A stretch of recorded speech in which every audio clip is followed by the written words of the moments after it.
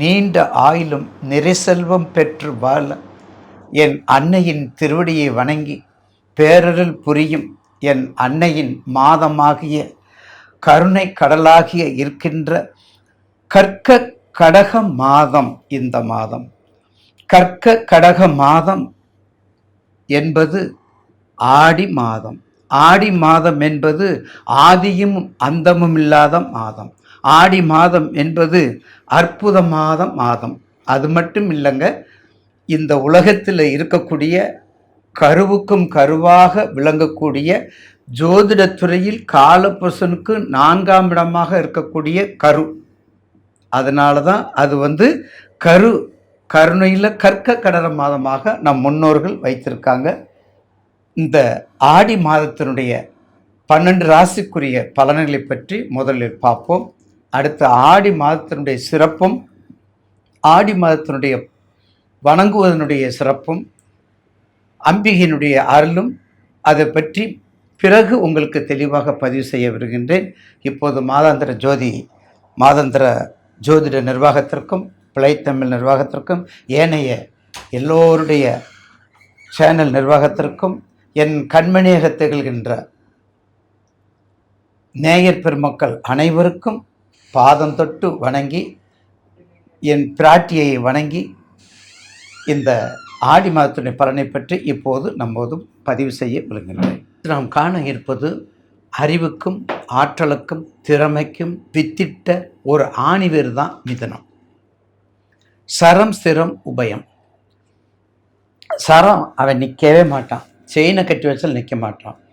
ஸ்திரம் அதுக்கு அப்படியே ஆப்போசிட்டு. நகலாது எங்கேயும். காலைல எந்திரா தம்பி, எந்திரா 5 மணிக்குன்னா 5 மணியா, இப்போ தான் எனக்கு 3 மணி மாதிரி இருக்குது. அதான் ஸ்திரம். அதை கரெக்டாக வச்சுருக்காங்க. ரிஷபராசியை பாருங்கள், 4 தடவைக்கு 40 தடவை கூப்பிட்டா தான் எந்திரிப்பாங்க. அதில் மகர லக்கணமாக இருந்தால் ரிஷப லக்கணம், ரிஷபராசியை சொல்லவே வேண்டாம், கீ கொடுத்துக்கிட்டே இருக்கணும். அப்போ சரம் ஸ்திரம் உபயம். அப்போ உபயம்ங்கிறது இப்போ நம்ம ஆணி மாதம். அப்போ உபயம்ங்கிறது ஆணி மாதம் மட்டும் இல்லைங்க, கண்டிப்பாக இந்த மாதத்தில் ஆடி மாதத்துக்குரிய ஒரு என்டரர் முடியுது. உத்தராயணத்தினுடைய எட்ஜு நல்லா கேட்டுக்கோங்க, உத்தராயணத்தினுடைய எட்ஜு முடியுது. உத்தராயணத்தோடு முடியுது. அடுத்த தட்சணாயணம் பிறக்க போகுது. மாதத்தில் 2 அயனத்தில் நமக்கு உத்தராயணம் முடிய போகின்றது, வடக்கு நோக்கி போகின்றது. அப்போ உத்தராயணம் போது ஆணி மாதம். அதனால தான் அதுக்கு ஆணி திருமணத்தை வச்சு நம்ம நிறைய பேசியிருக்கிறோம். அப்போ உபய லக்கணமாகிய மிதுன ராசிக்கு இந்த மாதம் எப்படி இருக்கும்? மிக சிறப்பு, மிக சிறப்பு, மிக தெளிவு. ஏன் தெளிவு? கிரகங்கள் உங்களுக்கு நவகிரகங்களில் நவநாயகர்கள் அவருடைய மிக முக்கியமான குரு 2ல் இருக்கார். உங்களை இயக்கக்கூடியவர். உங்களுக்கு பகையோ நட்போ அதை பற்றி இங்கே இடமே இல்லை. உங்களுக்கு மிதுனத்துக்கு 2க்கு உங்கள் ராசிக்கு 2ல் குரு. இன்றைக்கி என்ன வருது? சூரியனும் சேர்ந்திருக்கார். நேயர்கள் நல்லா கேட்டுக்கோங்க, மிதுன ராசினர் கவனமாக கேட்டுக்கோங்க. திருவாதிரை நட்சத்திரத்துக்காரங்களுக்கு மிக அற்புதமாக இருக்கும். புனர்பூசத்துக்கு அதில் புனர்பூசம் திருவாதிரை இருக்குது, ஏற்கனவே நம்ம படிச்சிருக்கிறோம். புனர்பூசம் திருவாதிரை மிருகசீரிசத்தில் இதில் திருவாதிரைக்கு மிக சிறப்பாக ஏன்னேட்டால் ஈஸ்வரனுடைய குருவும் சூரியனும் சேர்ந்து சிவராஜ யோகமாக மாறும். சிவராஜ யோகமாக மாறும் பொழுது நிச்சயமாக திருவாதிரை அவருடைய நட்சத்திரம். அதுக்கு என்னுடைய சிறப்பே தனி. கல்வி, எழுத்துத்துறை, கல்வித்துறை, எழுத்துத்துறை, வெளிநாட்டுத்துறை, வெளிநாடு கண்டிப்பாக அப்ளை பண்ணிகிட்டே இருங்க, கண்டிப்பாக கிடைக்கும். அடுத்து புக்ஸு சம்மந்தப்பட்டது, புக்ஸு எழுத்தாளர் சம்மந்தப்பட்டது, மீடியாக்கள் சம்மந்தப்பட்டது எல்லாமே உங்கள் மிதுன ராசிக்கு அற்புதமாக இருக்கும். கல்விக்கு முக்கியத்துவம் கொடுங்க, அறிவுக்கு உரியதை முக்கியத்துவம் கொடுங்க. அறிவினால் செய்யப்படாத நீங்கள் எதுலேயுமே செய்ய மாட்டீங்க, அதில் வெற்றியை கொண்டு வாங்க. ஃபைனான்ஸை பாருங்கள், சிஏ படிங்க, ஆடிட்டராக பாருங்கள், சிஏ சம்மந்தப்பட்டது பாருங்கள், ஆடிட் சம்மந்தம் பாருங்கள், ஈவெண்ட் வக்கீலை பாருங்கள், அட்வொகேட். ஏன்னா வாக்கு புதனுடைய இடம், அப்போ வாக்கு பலிதம் இருக்கும். அப்போ அதை பாருங்கள். இந்த மாதிரி உங்களுக்கு இஷ்டம், அதாவது இந்த காலத்தில், இந்த மீடியா காலத்தில் எப்போதுமே ஒரு மனிதன் ஒரு ஜாதகத்தில் இருக்கக்கூடிய ஒரு துறையில் இருக்கும்போது நீங்கள் மினிமம் 2-3 துறையில் இருக்கணும். நீங்கள் எம்பிஏ படித்தாலும், எஸ்எஸ்எல்சி படித்தாலும் நீங்கள் பிஎஸ்சி படித்தாலும் அதுக்கு இங்கே பிரச்சனை இல்லை. படிப்புக்கு அதுக்கு சம்மந்தம் இல்லை. எல்லாருமே சொல்லுவாங்க, ஐயா நான் துபாயில் படிப்புக்கு சம்மந்தப்பட்ட வேலையே பார்க்கல, வேறு வேலை பார்க்குறேன். பாருங்கள், அப்படித்தான் கிடைக்கும், அப்படித்தான் கிடைக்கும். அதனால் அதாவது ஃபஸ்ட்டு பீரியாரிட்டி யார்? உங்கள் ராசிக்கு.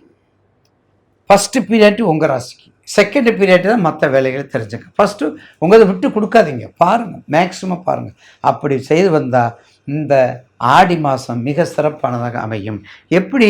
உங்கள் ராசிக்கு 2ல் குரு சூரியன், 3ல் கேது, 3ல் ராசிக்கு 3ல் கேது, சுக்கிரனோடு சேர்ந்திருக்கார். கொஞ்சம் கவனமாக இருக்கணும். ஏன்னா இவன் மோகத்துக்குரியவன், அவன் ஞானத்துக்குரியவன்.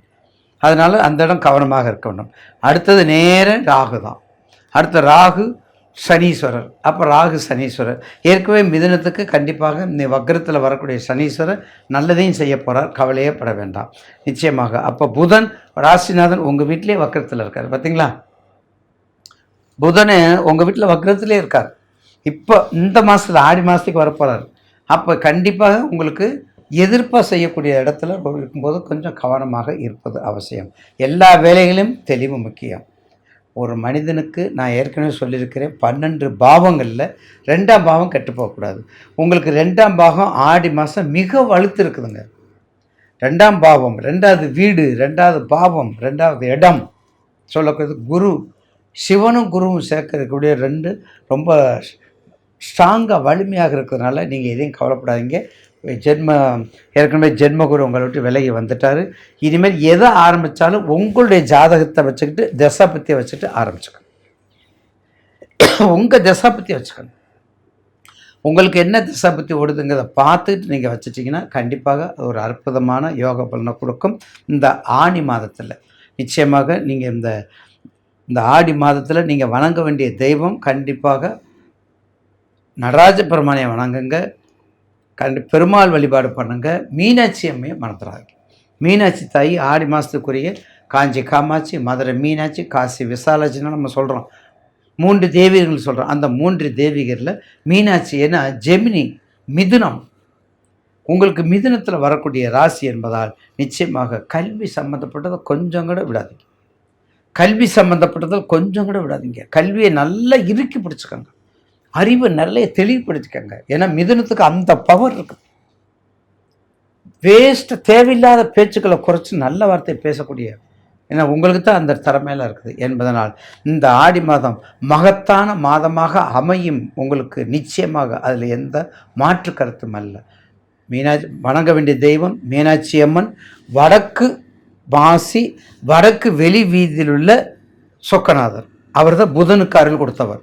நீங்களே புதனுக்கு அதிகாரி, நீங்களே புதனுக்கு மேனேஜிங் டைரக்டர், நீங்களே நிறுவனர். அப்போ அவருடைய புதனுக்கே, உங்கள் ராசிநாதன் புதனுக்கே அருள் கொடுத்தவர் வடக்கு வெளியிடக்கூடிய சொக்கநாதர், மீனாட்சி சமேதர்கள் சொக்கநாதர். அவரை ஒரு முறையாவது அவருடைய திருவடியை வணங்கி ஒரு முறை தரிசனம் செஞ்சவங்க வெற்றி மேல் வெற்றி உங்களுக்கு உண்டாகும் என்பதில் மாற்று கருத்து அல்ல. மறந்துடாங்க நேயர்கள்.